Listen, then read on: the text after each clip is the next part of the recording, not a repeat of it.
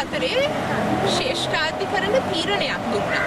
බලවත් තීරණයක්. ඒකට කියන්නේ gender equity bill කියලා. ඒ ශ්‍රේෂ්ඨාධිකරණ තීරණය කියා සිටියා කිසියම් විදියකටවත් 365 සහ 65 ඒ කවදාවත් ඒක උල්ලංඝනය කරන්න බැහැ කියලා. වෙනස් කරන්නවත් බැහැ කියලා 3/2ක බහුතරයකින්වත් කවද කියා සිටියා 3/2ක බහුතරයක් සහ රෙෆරෙන්ඩම් එකක්. ඒ කියන්නේ ජනමත විචාරණයකින්වත් ඒක වෙනස් කරන්න බැහැ.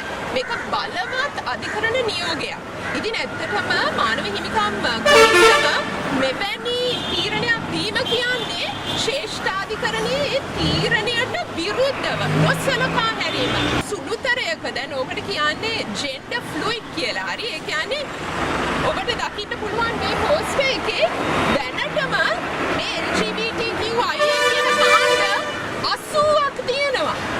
80ක් තියෙනවා. ඉතින් තමාට කැමති විලාශයට තමා උපත් ලිංගය ප්‍රතික්ෂේප කරමින් හරි තමාට කැමති විලාශයට තමාගේ ලිංගිකත්වය වෙනස් කරන්න හැකියාවක් නැහැ.